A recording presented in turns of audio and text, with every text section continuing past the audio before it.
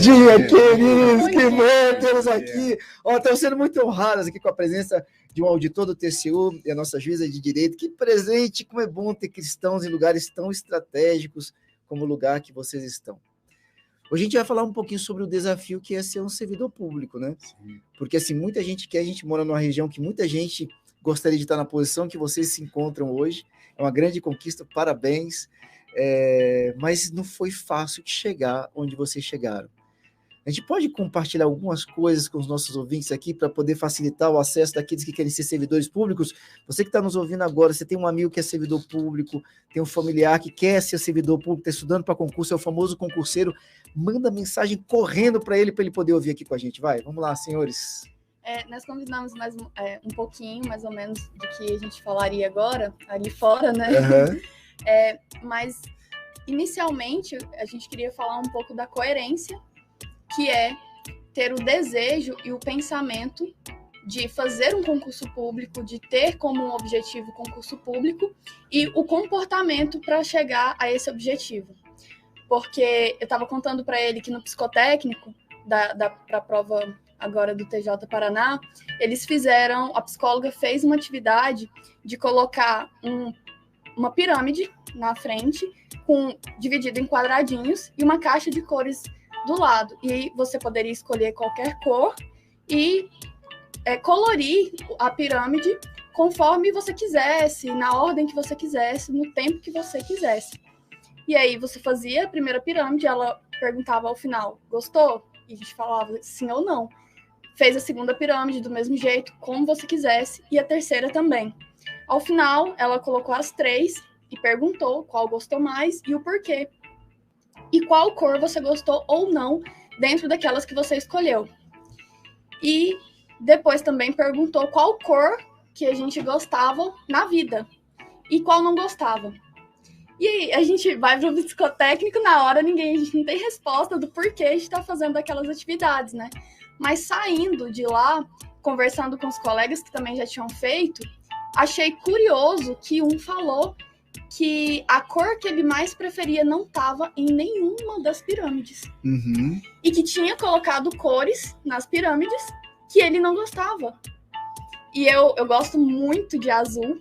E eu coloquei azul em todas as pirâmides. Inclusive, uma delas foi o topo da pirâmide. Nas outras, se não estava no topo, mas eu fiz um mesclado de cores, né? Inclusive, ela perguntou qual o tom de azul. Eu falei, depende da ocasião. Se mais claro, uma coisa mais contraída, ou um evento mais sisudo, uma cor, tipo, um azul marinho. Uhum. Eu parei para refletir sobre isso e observar toda vez que eu fosse me vestir as coisas que eu fosse escolher. E observei que eu realmente escolho muito azul. O meu vestido de formatura foi azul, o meu terno para prova oral foi azul, as roupas que eu mais repito são azuis. E isso me fez refletir sobre a coerência daquilo que a gente gosta, daquilo que a gente quer, deseja e o nosso comportamento. Porque não adianta nós desejarmos, gostarmos de alguma coisa se a gente não reflete isso no comportamento e nas escolhas diárias. Então, como é que eu quero um concurso público se eu não tenho um comportamento disciplinado, sabe? Se eu não condiciono todo o meu comportamento, o meu dia a dia, de acordo com aquilo que está dentro de mim. Caminhada cristã é do mesmo jeito. Como é que eu quero ter uma proximidade com Deus se eu não oro, se eu não leio a Bíblia? Como é que eu vou ter um relacionamento com Deus se eu não faço o básico para isso? É uma dissociação, uma incoerência do que está dentro e do que nós externamos e fazemos. E aí, com isso, conversando, a gente chegou a esse ponto da coerência e da disciplina. Mas antes de a gente entrar naquele ponto que a gente tinha combinado... que estou até emocionado aqui, ó. Isso que a Camila falou é muito interessante, porque você tem que ter coerência nessas suas atitudes. Então, você tem que aceitar o novo estilo de vida.